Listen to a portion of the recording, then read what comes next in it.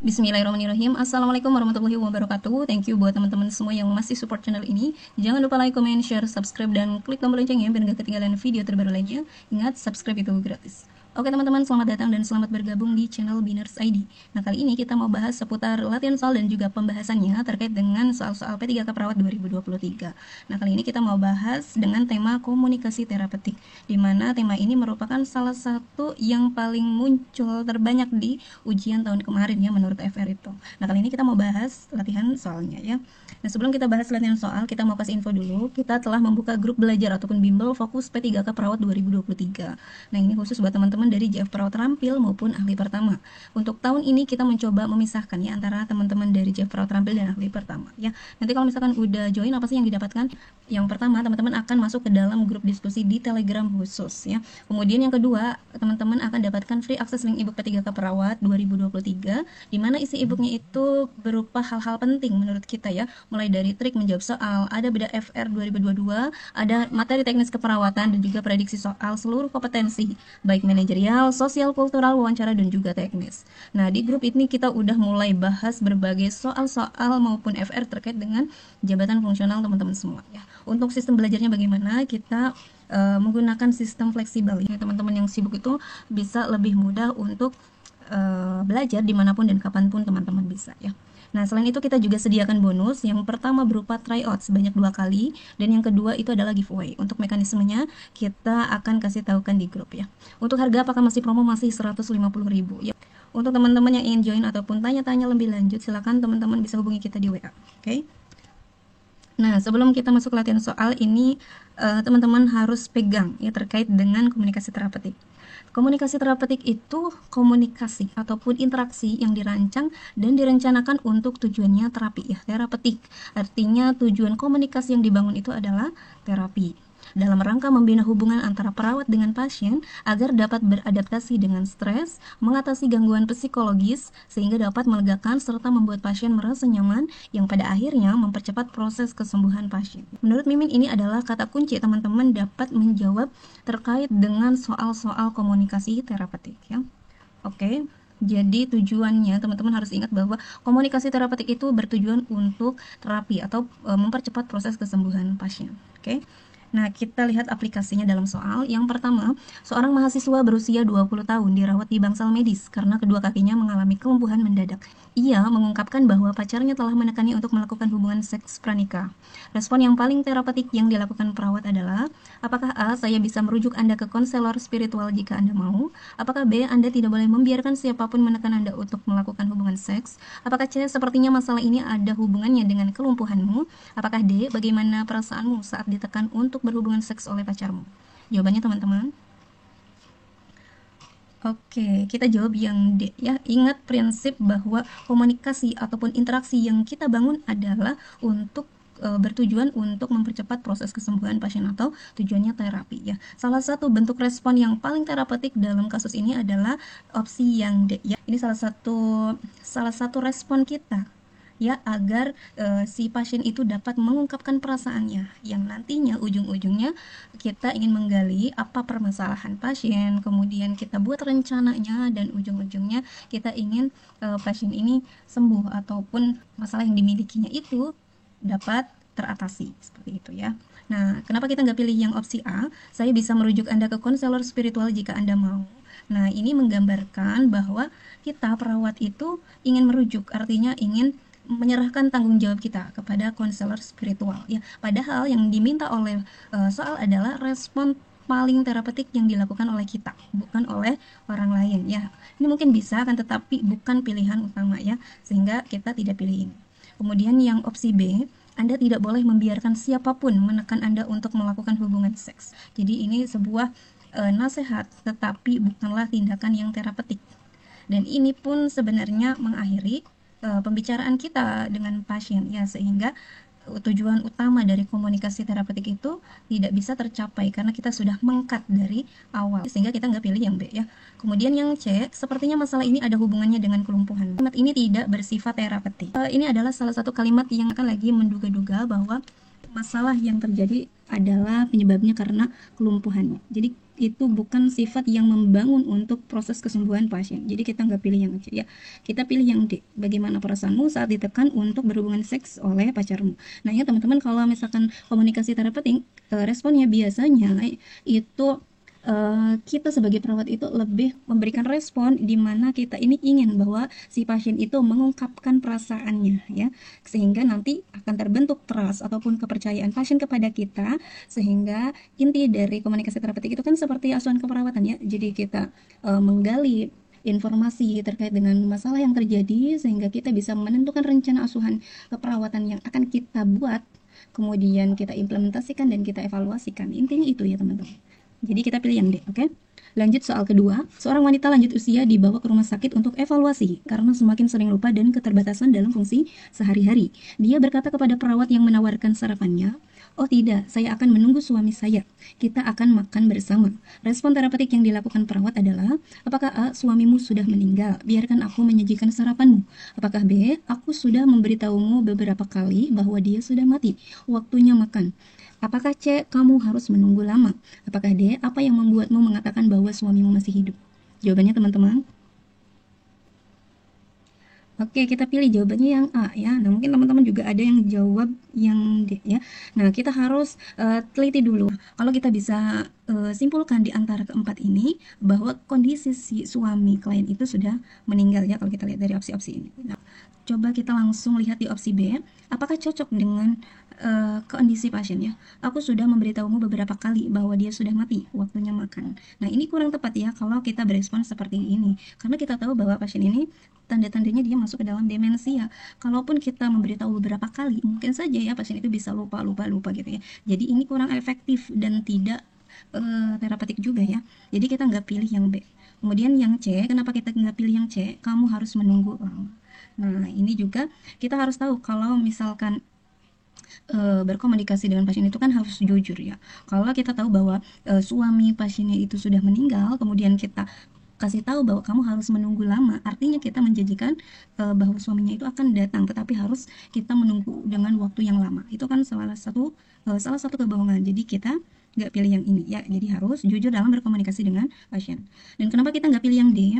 Apa yang membuatmu mengatakan bahwa suamimu masih hidup ya? Nah, kalau kita pilih yang ini, ketika kita menanyakan kepada pasien dengan demensia ya, yang lansia itu, apa sih yang membuat Anda itu merasa bahwa suaminya masih hidup? Nah, kalau misalkan lansia dengan demensia ditanyakan seperti itu, pasti lansia itu nanti akan berespon bingung dan dia tidak mampu menjelaskan, karena mungkin saja apa yang tadi dia ucapkan ya, yang di soal ini dia akan lupa ketika teman-teman nanya ini ya. Jadi kesimpulannya kita harus langsung saja kita orientasikan kembali ke dalam dunia nyatanya. Jadi kita pilih yang A ini sebagai respon terapeutik yang dilakukan oleh.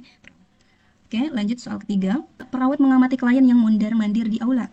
Pernyataan perawat manakah yang dapat membantu klien mengenali kecemasannya? Apakah A, saya kira Anda mengkhawatirkan sesuatu, bukan? Yang B, bolehkah saya memberi Anda obat untuk membantu menenangkan Anda? Yang C, apakah kamu sudah lama mondar-mandir? Yang D, saya perhatikan Anda sudah mondar-mandir. Bagaimana perasaan Anda? Nah, jawaban yang tepat yang mana teman-teman? Oke, kita pilih yang D. Ya, saya perhatikan Anda sedang mondar-mandir. Bagaimana perasaan Anda? Nah, ini dengan kita mengakui perilaku yang kita amati dan meminta klien untuk mengungkapkan perasaannya, hal ini bisa menjadi bantuan kita kepada klien untuk mengenali kecemasannya. Ya, dengan cara kita menanyakan bagaimana perasaannya, ya, itu membantu klien mengenali kecemasannya. Jadi kita pilih yang D. Ya. Kenapa kita nggak pilih yang A? Saya kira Anda mengkhawatirkan sesuatu, bukan? Nah, ini adalah praduga kita, ya, bentuk praduga, ataupun kita menawarkan interpretasi yang mungkin akurat ataupun mungkin enggak ya. Perawat juga mengajukan pertanyaan yang mungkin dijawab dengan jawaban antara ya ataupun tidak, dan ini itu bukan merupakan bentuk komunikasi terapeutik ya. Jadi kita nggak pilih yang A. Kenapa kita nggak pilih yang B? Bolehkah saya memberi Anda obat untuk membantu menenangkan Anda? Nah, ini adalah pernyataan yang mana perawat mencoba memberikan intervensi ya, akan tetapi dia nggak tahu masalah yang akuratnya itu yang mana, maka kita nggak boleh ya, nggak boleh pilih yang ini, karena kita juga di soal ini tidak dijelaskan masalah utama klien itu kenapa ya. Jadi kita jangan sembarangan kasih obat. Kemudian yang C, apakah kamu sudah lama mondar-mandir? Nah, ini opsi C juga sama seperti opsi A ya, ini mendorong agar si klien itu menjawab pertanyaan dengan iya ataupun tidak, dan ini juga menghindari fokus pada kecemasan klien ya. Jadi bukan mondar-mandir yang ditanyakan, tetapi bagaimana kita membantu mengenali kecemasan si klien ya. Dan ini pun bukan merupakan bentuk komunikasi terapeutik ya, sehingga kita nggak pilih yang C. Jadi kita pilih yang opsi D. Oke, selanjutnya soal keempat. Seorang klien laki-laki memberitahu perawat bahwa dia terlibat dalam kecelakaan mobil saat dia mabuk. Respon terapeutik apa yang paling baik dari perawat? Apakah A. Mengapa kamu tidak meminta orang lain untuk mengantarmu? Apakah B. Ceritakan bagaimana perasaanmu mengenai kecelakaan itu? Apakah C. Kamu seharusnya tahu lebih baik daripada minum dan mengemudi? Yang D. Saya menyarankan Anda menghadiri pertemuan Alcoholics Anonymous. Jawabannya teman-teman. Oke, jawabannya yang B ya. Ceritakan bagaimana perasaanmu mengenai kecelakaan itu. Nah, ini juga bentuk salah satu kita ingin mengeksplorasi perasaan. Ya, biasanya ya komunikasi terapeutik itu kaitannya dengan seperti kita ya, kalau hubungan kalau perempuan itu tujuan komunikasi itu kan ingin berbagi rasa ya. Kalau laki-laki itu ingin berbagi solusi, biasanya seperti itu ya. Dan ini kita padukan antara berbagi rasa dan ingin mendapatkan solusinya seperti apa gitu ya. Nah, kita lihat bahwa di soal itu ada ceritanya, ada seorang laki-laki ya, dia habis kecelakaan mobil karena dia mabuk. Nah, kemudian dia itu ngasih tahu nih ke perawat ya, dia cerita ke perawat. Nah, udah bahwa saya tuh kecelakaan mobil karena saya pas dalam kondisi mabuk nih. Nah, itu respon terapeutik perawat itu seperti apa? Yang baik itu adalah kita gali tuh bagaimana perasaannya mengenai kecelakaan itu. Ini adalah salah satu komunikasi yang menjurus ke dalam proses penyembuhan nantinya ya. Kemudian kenapa kita nggak pilih yang A ya? Mengapa kamu tidak meminta orang lain untuk mengantarmu? Nah, ini merupakan salah satu bentuk kita seperti mengintimidasi, memojokkan si klien ya. Mengapa kamu tidak meminta orang lain untuk mengantarmu? Kalau intimidasi ataupun memojokkan klien itu menyebabkan bahwa klien itu nggak mau cerita sama kita, maka kita nggak pilih yang A ya. Dan itu bukan suatu komunikasi terapeutik ya. Kenapa kita nggak pilih yang C? Kamu seharusnya tahu lebih baik daripada minum dan mengemudi. Nah, ini pun seperti kita sedang mengintimidasi si klien ya, sehingga nanti tidak akan timbul yang namanya komunikasi terapeutik ya untuk proses penyembuhan klien itu. Jadi kita nggak pilih yang ini. Kenapa nggak yang D? Saya menyarankan Anda menghadiri pertemuan Alcoholics Anonymous ya. Nah, kita tahu ya kalau pasien itu biasanya di awal itu yang dibutuhkan itu bukan saran, tetapi adalah wadah untuk didengar ceritanya, sehingga kita nggak pilih yang D ya. Dan ini pun ketika kita memberikan saran itu dapat menyebabkan ketergantungan klien, dan dia nggak bisa memutuskan sendiri terhadap perilaku yang sedang ataupun masalah yang sedang dihadapi ya, sehingga ini juga tidak kita pilih. Oke, jadi jawabannya yang lebih ke yang B, ceritakan bagaimana perasaanmu mengenai kecelakaan itu. Oke, selanjutnya nomor 5. Seorang pasien yang didiagnosis mengidap kanker stadium akhir berkata kepada perawatnya, "Saya akan mati dan saya berharap keluarga saya berhenti berharap akan kesembuhan saya. Saya menjadi sangat marah ketika mereka terus seperti ini. Lagi pula, sayalah yang menderita kanker stadium akhir. Saya yang sekarat." Respon perawat manakah yang bersifat terapeutik? Apakah A. Apakah kamu sudah menceritakan perasaanmu kepada keluargamu? Apakah B. Saya pikir kita harus membicarakan lebih banyak tentang kemarahan Anda dan keluarga Anda. Apakah C. Kamu marah karena keluargamu terus berharap kamu sembuh? Apakah D. Anda mungkin sangat depresi? Hal ini dapat dimengerti dengan diagnosis seperti itu. Jawabannya teman-teman. Oke, ini teman-teman harus sudah bisa tebak ya. Jawabannya adalah yang C ya, kamu marah karena keluargamu terus berharap kamu sembuh ya. Nah, salah satu teknik komunikasi yang sering digunakan perawat itu adalah mengulangi kembali atau menyatakan kembali apa yang dikatakan oleh klien. Jadi kita ulangi lagi yang dikatakan klien untuk menegaskan bahwa memang itulah yang dirasakan oleh klien ya. Seperti di soal ini, kamu marah karena keluargamu terus berharap kamu sembuh. Nah, kita memvalidasi apakah memang benar perasaan-perasaan ini yang diungkapkan oleh si klien itu tanda karena kemarahan akibat keluarganya yang terus berharap si klien itu sembuh.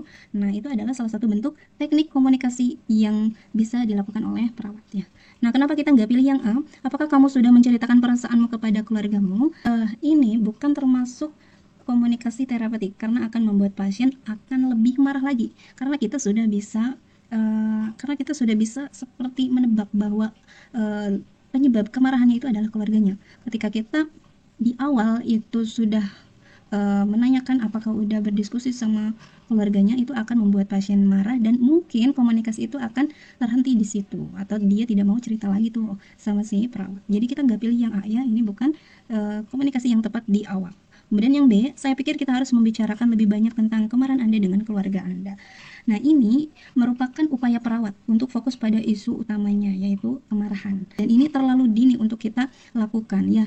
Di awal-awal kita berkomunikasi dengan klien ya, ini terlalu dini untuk kita gunakan. Kemudian kenapa kita nggak pilih yang D? Anda mungkin sangat depresi. Hal ini dapat dimengerti dengan diagnosis seperti itu. Nah teman-teman harus ingat bahwa perawat itu nggak boleh yang namanya membuat penilaian mengenai alasan perasaan pasien. Biarkan pasien itu bercerita sendiri terkait dengan apa-apa yang sedang dia rasakan. Ya, jadi kita nggak boleh menyimpulkan sendiri ya. Kita nggak boleh menyimpulkan sendiri alasan-alasan kenapa dia merasakan hal yang saat ini terjadi gitu ya. Dan ini pun tidak bersifat terapeutik dalam hubungan antara kita dengan pasien. Jadi kita nggak pilih yang D. Oke. Lanjut soal ke-6. Seorang ibu menyelamatkan 2 dari 4 anaknya dari kebakaran rumah. Di unit gawat darurat, dia menangis. Saya seharusnya masuk kembali untuk mengambil mereka. Seharusnya saya yang mati, bukan mereka. Apa respon terbaik perawat? Apakah A, asapnya terlalu tebal, Anda tidak bisa masuk kembali? Yang B, kamu merasa bersalah karena kamu tidak mampu menyelamatkan anak-anakmu? Yang C, fokuslah pada kenyataan bahwa Anda bisa saja kehilangan keempat anak Anda. Yang D, sebaiknya kamu mencoba untuk tidak memikirkan apa yang terjadi. Cobalah untuk move on. Nah, ini mana yang tepat nih, respon terbaik perawat menurut teman-teman?